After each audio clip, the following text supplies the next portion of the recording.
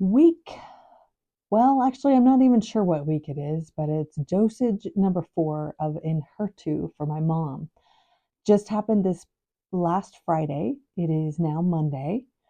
The weeks that we go in for her to go in and get the treatment, she also gets to see the doctor. And this last Tuesday, when we saw her, she just, wanted to see how mom was feeling. Really, the biggest thing overall has been just extreme fatigue. Um, I would probably compare it to her Doxil, which was the type of chemo she had around this time last year, actually a little bit later than this, but for about 6 months of 2024. But the good thing about Enhertu is that she does not have to take the Neolastra, which really affected her old injuries, fall that she had on her neck. And then she had had the stem cell surgery on one of her knees. And because it's a bone marrow stimulating drug that is really good for the immune system, but it affects all of those old injuries. And it was really not a pleasant thing for the first 5 days after her treatment. So with Enhertu, which she's on now, and again, dose 4, um, the fatigue is a little bit different because the first night is now the night she stays up. The steroid that they use, the dexamethasone, kicks in.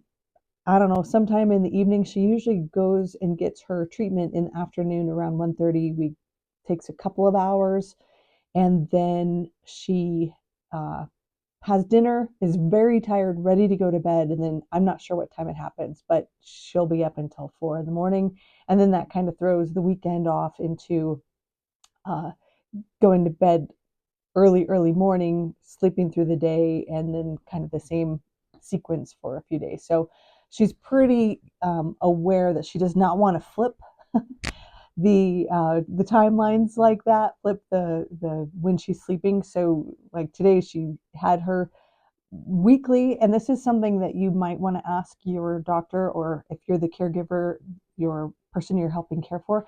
She can go every Monday and get a bag of saline, which definitely helps just her body overall. And then they do a blood draw every week just to see what her numbers are, if things are looking good. Now, the great news was before this fourth one is she did have another CT scan with contrast to see where her abdomen is, where the cancer was. It's called peritoneal. Um, she's had a hysterectomy and all that, but there was still some of the cancer in the tissues, and so that's what had been growing, and it also gone a little bit into the lymph nodes. So the great news is that those areas have shrunk, and the CA 125 blood marker did start to go down a little bit. So those are both very good signs. Um, as I might have mentioned in one of the initial uh, broadcasts here that I've done, is that it sounds like she'll probably have to be on some type of treatment from here on out. And this one so far seems to be doing pretty well. Now, we learned from the nurses, we always learn from the nurses. There was one lady that lost her hair on this. Now, there's a 30% chance that some patients will have thinning hair. My mom's hair is thinning. It's different than the chemo when it just was going away in clumps. Um, but I guess this lady had all kinds of problems for her first 6 treatments. One of them was losing all of her hair, the horrible mouth, canker sores that I told you. Make sure you eat ice chips while you're doing the actual Enhertu infusion. That should help with that. But the great news, not only is this lady like making a vast improvement in her health, she's not having all those bad side effects, but her hair is growing back. So that was very encouraging for my mom.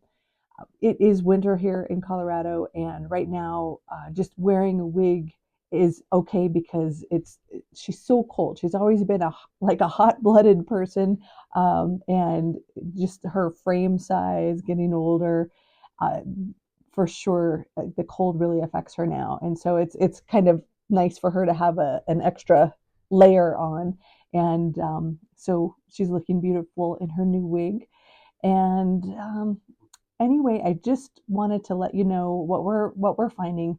For sure, a lot of fatigue and eating fine. She does need to be reminded about water, but she's doing a lot better on that.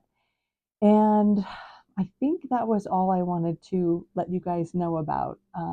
I try to take notes whenever we go to the hydration infusion weekly or the doctor, and then just kind of keeping a track. So I think what I like to start doing is post every Monday morning, and then that way I can kind of just give you a weekly update instead of the dosage, which is every 3 weeks, and then just have a little more regularity. So if there's any questions that you may have, um, for yourself or for I'm not a doctor, I'm just a caregiver, and I'm just trying to let you know some of the things that might be coming if you're new to Enhertu.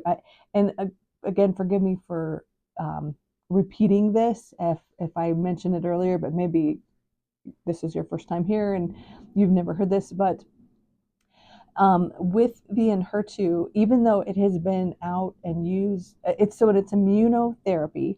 It's not a chemo. Um, my mom is on a every 3 week, every 21 days she goes in for treatment. Um, it has been used for breast cancer for a couple of years now. And the people that have the right receptors in their cells that can take this, I mean, it's something extraordinary, like 60% more chance that it will either be more treatable or in some cases possibly, cured or take you into remission, as opposed to chemo. So it's a very great thing if your body type has the right receptors to it. Um, so there's there are some really good things happening with medicine now, and hopefully that will be. And then again, the nurses have said, if we could just make it through the first few, is generally you'll see how it's going to be, how your body takes it, and even if you do have a bad reaction to it, that might just be for that time. The next time might not be so bad. So all of us are remaining hopeful, remaining open-minded about this treatment, and I'd love to help with any. I really just wanted to do this as a service, just because. My whole point is the type of cancer that my mom has is peritoneal, so more of the abdomen, and stomach cancers. And I think really it's fairly new to those specific cancers, like not even a year yet. So uh, my mom is happy that she qualified, and hopefully we can help you out with her story.